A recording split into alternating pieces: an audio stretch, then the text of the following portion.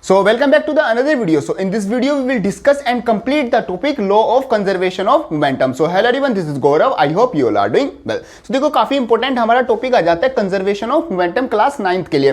साथ साथ अगर आप क्लास 9th आगे चल के अगर आप साइंस लोगे तो आपके लिए बहुत ज्यादा इंपॉर्टेंट टॉपिक है, क्योंकि 11th क्लास में इससे काफी बड़ा हमारा एक टॉपिक आता है। देखो समझते हैं law of conservation of momentum का मतलब क्या होता है। जैसे आपका कंजर्वेशन ऑफ एनर्जी होता है ना, कि टोटल एनर्जी आपकी क्या होती है, कंजर्व होती है, और वो एक पोजीशन से मतलब एक स्टेट से दूसरी स्टेट में सिर्फ क्या हो सकती है, चेंज हो सकती है। इसी तरीके से आपका सेम आ जाता है law of conservation of momentum. Momentum क्या है, टोटल मोमेंटम आपका कंजर्व होता है, बस वो क्या हो जाता है, एक बॉडी से दूसरी बॉडी में क्या हो जाता है, ट्रांसफर हो जाता है। बाकी आपका क्या है, कंजर्व ही रहता है। अगर सिंपल वर्ड्स में समझे तो मोमेंटम का मतलब होता है P इक्वल टू हमारा क्या होता है, mv होता है। मतलब कि जो हमारा मोमेंटम है वो किसके इक्वल होता है, product of mass into velocity. Means उस बॉडी का मास कितना है और वो किस वेलोसिटी से चल रही है, उन दोनों को अगर हम प्रोडक्ट कर दे तो जो हमारे पास क्वांटिटी आएगी उसको हम बोलते हैं मोमेंटम। मतलब अमाउंट ऑफ मोशन, एक बॉडी कितना मोशन कर रही है उसको हम बोलते हैं मोमेंटम।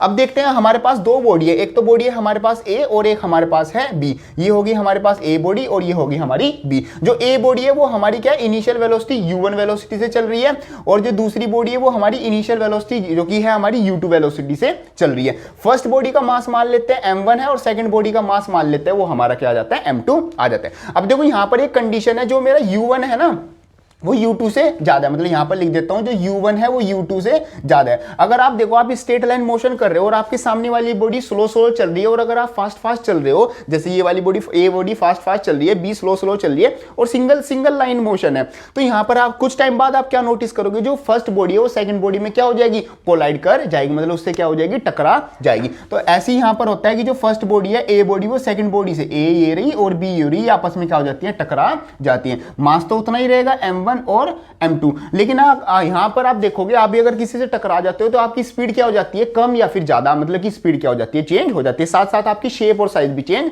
हो जाता है। अगर आप मतलब कि बहुत जान से, मतलब सिंपल है, अगर किसी बॉल को आप पंच करोगे या फिर किसी चीज से टकराते हो तो वहां पर आपका स्टेट ऑफ मोशन में चेंज आ जाता है। अब यहां पर ऐसे ही हुआ है, दोनों बॉडी आपस में क्या हुई, टकराई, और दोनों बॉडी की स्पीड चेंज हो गई। फिर ये क्या हो जाती है, अब देखो टकराने के बाद थोड़े टाइम तक तो वो पास पास रहेंगे, लेकिन कुछ टाइम बाद क्या हो जाएंगी, अलग हो जाएंगी। ये A बॉडी और ये मेरी क्या थी, B बॉडी थी। देखो मास तो उतना ही रहेगा, इसका m1 था और इसका m2 था, लेकिन जो स्पीड है वो हमारी चेंज हो जाएगी। पहले इनिशियल थी, अब फाइनल स्पीड हो गई, तो इसकी मान लेते हैं v1 और इसकी मान लेते हैं v2। मेरी क्या हो गई, वेलोसिटी हो गई। अब ये हमारा कुछ क्या हो बन गया, एक तरीके से ये हमारा एक प्रोसेस बन गया। ये क्या होगा, ये before the collision, BEF word, before collision. Before collision मतलब कि टकराने से पहले, ये ड्यूरिंग कोलिजन, ड्यूरिंग कोलिजन। और ये क्या हुआ, शायद यहां पर दिख नहीं रहा होगा, यहां पर ड्यूरिंग कोलिजन लिखा हुआ है। चलो बाकी जो फोटो, मतलब जो मैं सारा डेरिवेशन कर रहा हूं, ये आपको इसकी जो PDF है और जो फोटो है वो आपको वहां पर मिल जाएगा। देखो ये आ जाता है ड्यूरिंग कोलिजन। नेक्स्ट आपका आता है आफ्टर कोलिजन। आफ्टर कोलिजन का मतलब है कि कोलिजन के बाद। कोलिजन के बाद क्या कंडीशन होती है, ये दोनों बॉडी अलग अलग स्पीड से चलने लगती है। अब देखो यहां पर क्या होगा, यहां पर मेन चीज क्या होगी, जब दोनों बॉडी आपस में टकराएंगे according to the third law of motion, यहां पर चीजें क्या हो रही है, जो फर्स्ट बॉडी है वो सेकंड बॉडी पर क्या लगाएगी, वो मोशन फोर्स लगाएगी। तो फर्स्ट बॉडी ने क्या किया, यहां पर लिख देता हूं, तो फर्स्ट बॉडी ने सेकंड बॉडी पर क्या लगाया, फोर्स। मतलब A ने क्या लगाया, B पर फोर्स लगाया, तो A ने B पर फोर्स लगाया, और एवरी एक्शन है वह इक्वल एंड अपोजिट रिएक्शन। तो B ने क्या लगाया होगा, B ने A पर फोर्स लगाया, तो B ने यहां पर क्या लगाया, A पर फोर्स लगाया। बट यहां पर पॉइंट क्या है, एवरी एक्शन है वह इक्वल, इक्वल तो है, साथ साथ क्या अपोजिट भी है। तो अपोजिट का मतलब क्या है, यहां पर क्या लगेगा, माइनस का साइन लगेगा। अब इसी चीज को यूज करते हैं। देखो A ने B पर क्या लगाया, फोर्स लगाया, A ने B पर फोर्स लगाया, तो फोर्स किसके इक्वल होता है, हमारा ma के इक्वल होता है। यहां पर ma को यूज करते हैं। तो A B पर फोर्स लगाई, A बॉडी का मास कितना है, वो मेरा कितना है, वो m1 है। अगर वो m इंटू A, एक्सीलरेशन कितना, एक्सीलरेशन का मतलब होता है final velocity minus initial velocity upon time. यहां पर लिख देता हूं एक्सीलरेशन इज इक्वल टू हमारा फाइनल वेलोसिटी माइनस का इनिशियल वेलोसिटी अपॉन टाइम। ये मेरे पास क्या आ जाती है, एक्सीलरेशन की वैल्यू आ जाती है। ये वैल्यू रखते हैं। देखो जो A बॉडी है, A बॉडी की फाइनल वेलोसिटी कितनी है, वो है v1। यहां पर v1 लिख दिया, माइनस करेंगे इनिशियल वेलोसिटी कितनी थी, वो थी u1 अपॉन हमारे पास क्या आ जाएगा, टाइम आ जाएगा अकॉर्डिंग टू दिस फॉर्मूला। ये बात आ गई।